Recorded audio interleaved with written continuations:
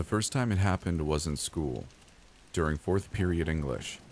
Miss Kalman arrived to class, late as usual, carrying her signature leather bag. She bent down to put it on the floor and took her seat, before looking back up to the class. I did a double take when I saw her face. She had a great big stain splashed across her head. It was some kind of dark brown, coppery colored blotch, dried onto her temple. She went about taking out her books as if she didn't have some sort of curry stain or something crusted onto her forehead. I went from amused to worried when I looked around to see literally nobody else reacting to it either. I leaned over to the guy sitting next to me. "Hey dude," I said. "Are you seeing this?" "Seeing what?" "The thing on her face, man." I chuckled. He stared back at me as if I had 3 heads. Realizing that clearly no one else could see what I saw, I dropped it. I went home freaking out slightly. Maybe it was a trick of the light, or some kind of optical thing, but it stayed there on her face throughout the whole class.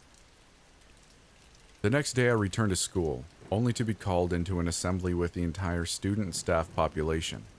The principal came out to break the news to us. Miss Kalman had committed suicide the previous night. It wasn't until later, when I heard that the cause of death was a gunshot to the head, did I really start to panic. We were sent home for the rest of the day, and I walked out of school with a cold, sick feeling in my stomach. Eventually, my parents came home, and just as I was starting to pull all of that out of my head, my dad walked through the door. He stumbled back when I let out an involuntary scream of terror. Mom and Dad just stared at me. Covering the entire front of his overalls was a large, deep red stain smeared across his stomach and torso. I could tell by their reactions that neither of them could see it either. I immediately ran to my room, with my parents close behind. Panicked, they asked me what was going on. I just pointed at Dad's overalls. He looked down. "What is it?" he asked. He rubbed his hand over the stain as if it wasn't there. I just kept gawking in terror. "Maybe we should call a doctor," my mom said. "How about we just let you get a good night's rest, buddy?" Dad told me reassuringly. I didn't sleep the entire night. When morning finally came, I begged Dad not to go to work, but of course, he still went. Mom booked an appointment with our doctor before heading off to work also. I stayed home from school, and between fits of sweaty anxiety, I would call Dad's cell phone constantly to check in on him. The day crawled by, and eventually, Mom arrived in the door. "Dad must be working late," she said. I immediately called his cell, with no answer. A little while later, from the kitchen, I heard Mom take a phone call. Before she'd even said hello, my blood was already running cold, and I was already crying. A few seconds later, she was sobbing even harder than I was. I didn't bother going into the kitchen. It was a freak accident. He was working on a car at the garage when something went wrong. The car had collapsed and crushed him.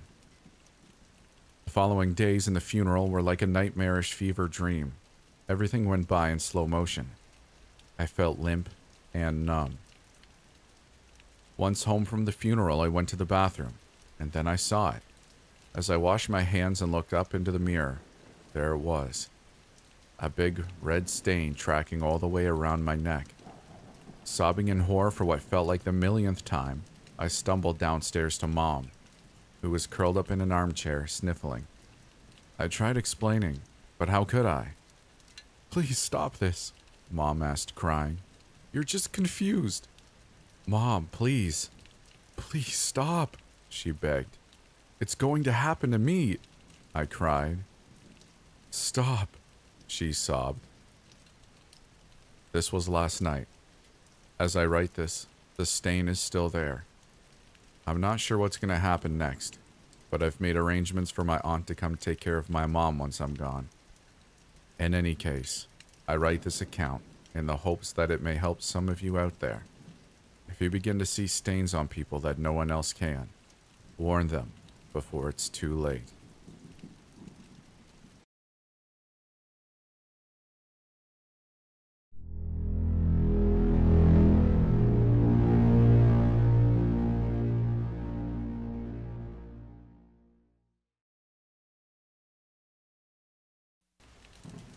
It's odd that I was dreaming about my daughter the moment before I opened my eyes and saw her peering at me beside my nightstand.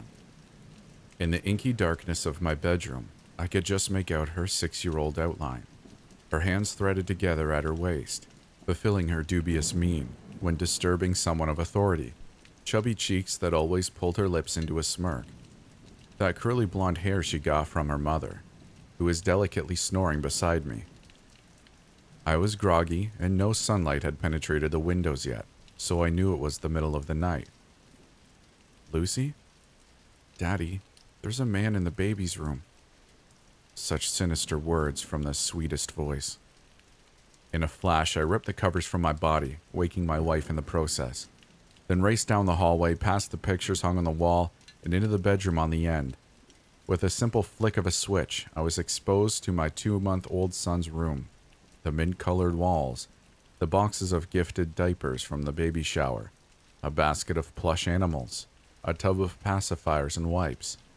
But behind the crib where my son Noah was sleeping was something appalling.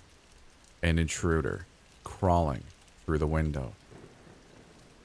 The intruder craned his neck when the light blasted on, and alerted him of my presence. It was then when I noticed the knife. The man was large, with greasy long hair and an unkempt beard. He smelled of body odor and that sour, putrid smell of vaporized drugs. I leapt into action before he could even achieve a sturdy footing or leverage the knife to his advantage. I skirted the crib where my son still slept and removed a heavy bookend from the bookcase. Then, as unsupported baby books tumbled off the shelf, I bludgeoned the intruder in the arms as he flailed and teetered on the windowsill. After the intruder took several missed swipes with the knife, my aim became focused on his head. After my weapon made contact with his skull a few times, he withdrew into the backyard, lumbering awkwardly around our flower bed, before hobbling over our fence and disappearing into the dark street. I picked up Noah, who thankfully was still sleeping and oblivious, and held him firmly against my chest. "What's going on? Why is the window open?" I heard my wife ask behind me as she came into Noah's room. "Call 911 now. We just had an intruder." "What?" She laughed. "Now," I demanded, loud enough to vocally project my fear, but unintentionally lifted Noah from slumber. She phoned the police as I flipped on every light switch in the house, especially the exterior ones, and cruised through the rooms with Noah on my hip, doing my best to calm him. It took 2 laps through the living room, but eventually he was calm enough for my wife and I to talk after her phone call. "Will you tell me what happened?" she asked. "Yeah, sorry I yelled earlier. I was just emotional, you know." "It's okay. What happened?" "Somebody was trying to break into the house through Noah's room. I forgot to lock the window after we painted his room. Remember, we opened it for ventilation? I'm so sorry, honey. Something could have..." "Stop it," my wife demanded. "Noah's okay. You're okay. I'm okay. Everyone is fine." "You're right. Police are on their way. They'll find the guy. He won't be hard to pick out of a lineup. Some drug-addled thief looking for a score." "What made you wake up? Was Noah crying?" I paused for a moment to consider an answer, then looked at my curious-eyed son. "Yeah, Noah's crying woke me." "I feel terrible. I slept right through his crying fit." "Don't worry.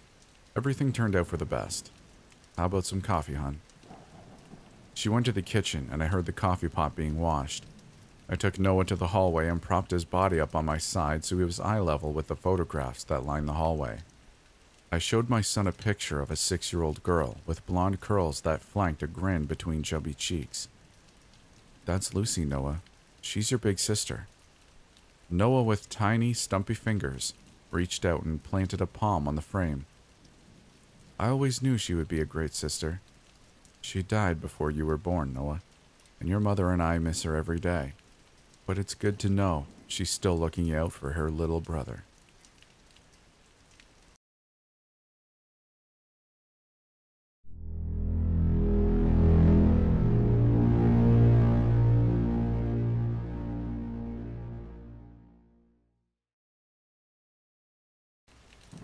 When I was little, my grandparents raised me.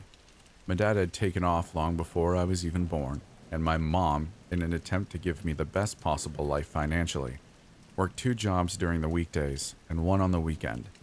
I never saw her, so naturally, my grandparents stepped up to the plate. Although we had our own apartment, I spent most of my time at my grandparents' house. They were retired and lived modestly, feeding off their pension and investments, living in a modest 2-floor bungalow. They weren't rich by any means, but to a kid, this lifestyle was paradise. I loved staying with them and exploring all the nooks and crannies of their old house. I loved running around in the backyard in the summers as my grandma sprayed me with the hose. Most of all, though, I loved eating their home-cooked meals. Hands down, my grandmother made the best food I've ever tasted. She cooked slowly and with a lot of love, meticulously following recipes that had been handed down in our family for generations, but also not being afraid to add her own twist. Although there wasn't anything of hers I didn't like to eat, I went absolutely crazy for her pizza. My grandmother had Italian blood in her, and so her recipe for pizza was the real deal. Passed down to her from her mother, and her mother from her grandmother, all the way from the old country. The crust always ended up being thin, but somehow fluffy, melt-in-your-mouth delicious, with a fragrant, zesty sauce that never failed to get my mouth watering. The toppings didn't really matter much. As long as you nailed the dough and sauce, you nailed the pizza. Since it took so long to make and was so labor-intensive, she didn't make pizza too often. Usually for special occasions like my birthdays, or when I got into college. She even made one for me when I got engaged, even though she was dealing with some pretty intense health issues back then. After my grandparents both passed away, I decided I wanted to do something special to honor them. At that point, I was doing pretty well for myself. I had a stable job that paid okay, and I had gotten some solid inheritance money from their estate. So, to honor their memory, I decided to open my very own pizzeria. I named it Buchanan's, my grandparents' surname, but one I did not share, and committed to selling my grandmother's authentic homemade pizza pies. And it did not do well. I don't know if it was the location or the cuisine, but this restaurant didn't even get off the ground before it crashed. I'd quit my job and sunk everything into this venture. With a contribution from both my mom and my husband, plus this wasn't just a business, it was my grandparents' memory we were talking about here. The fact that I couldn't muster more than 10 clients in a day was a huge heartbreak. One night, months after we opened, I was closing shop early. We normally closed at 10, but it was 9, and it had been a pretty brutal day. Usually we get a few orders for takeout, and at least 4 or 5 people in the dining room. But tonight, not a single soul had meandered into the restaurant. So I decided to get a head start on closing up, so I could at least get home before our son went to bed. I was just starting to get the dining room in order when I heard it.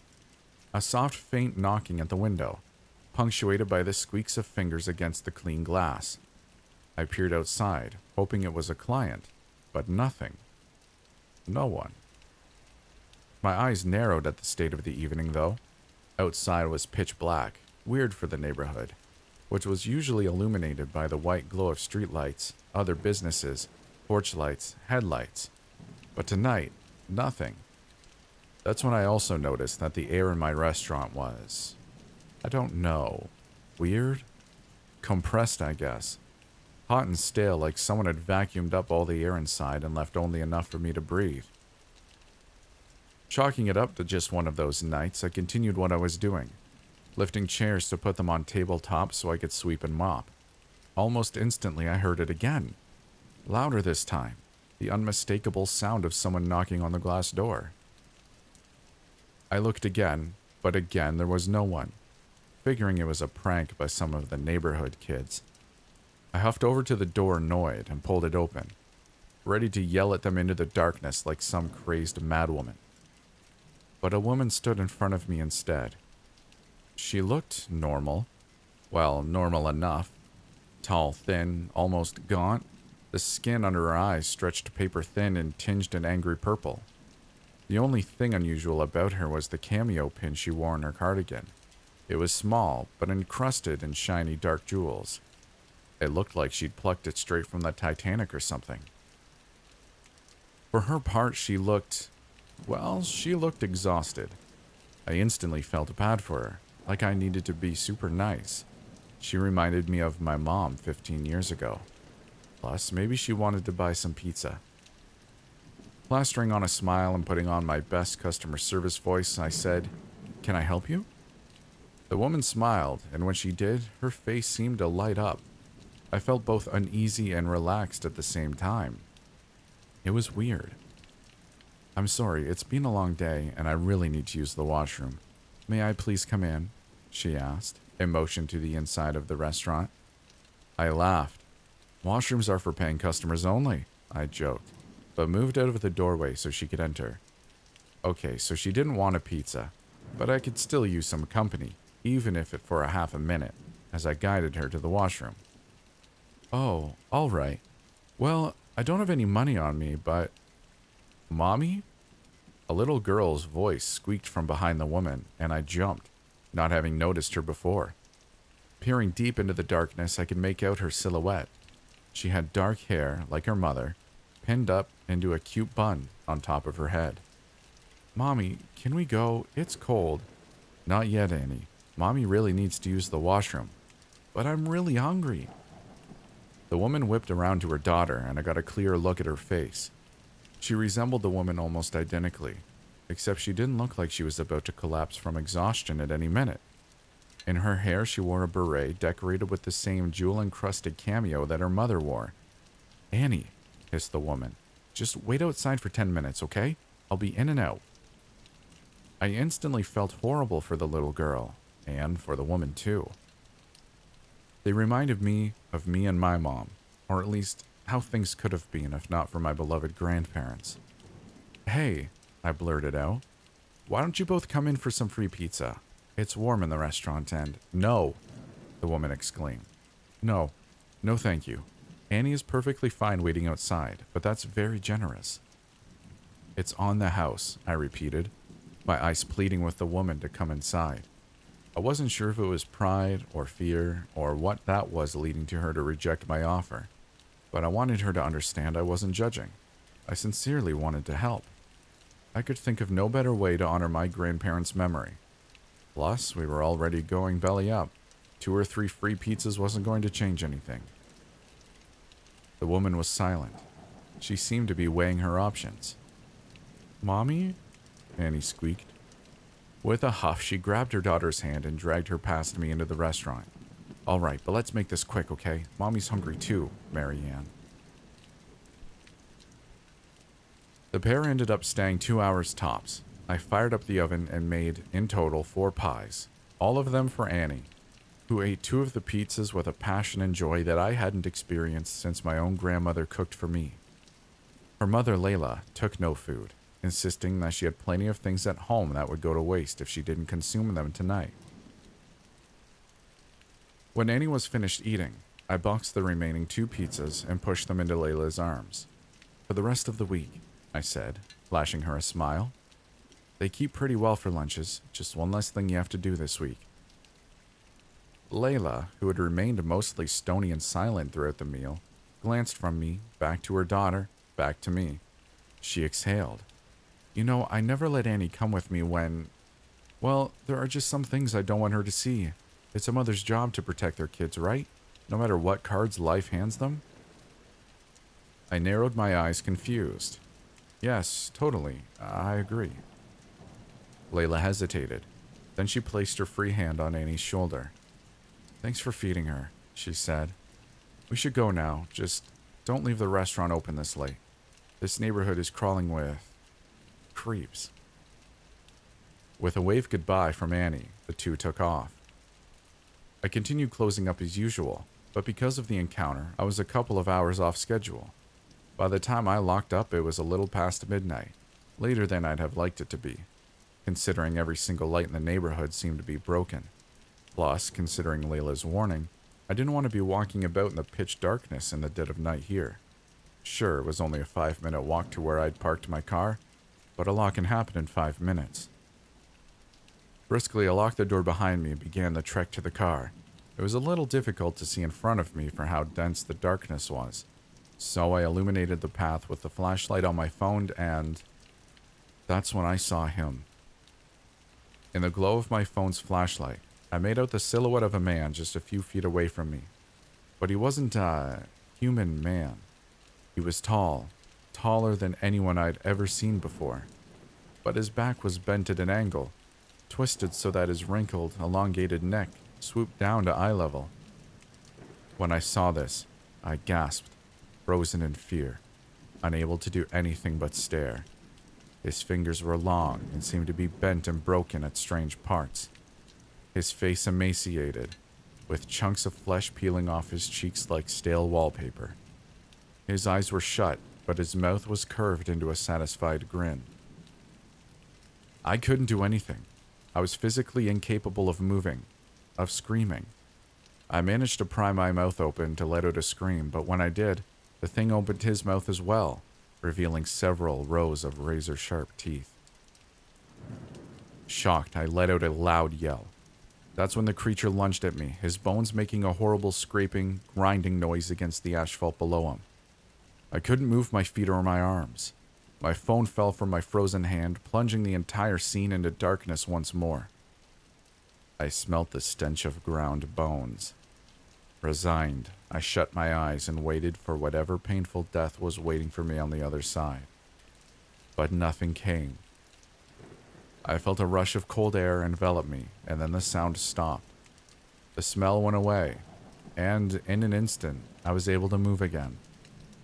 After a few minutes of regaining my breath and whatever was left of my sanity, I stretched my foot forward and felt my phone.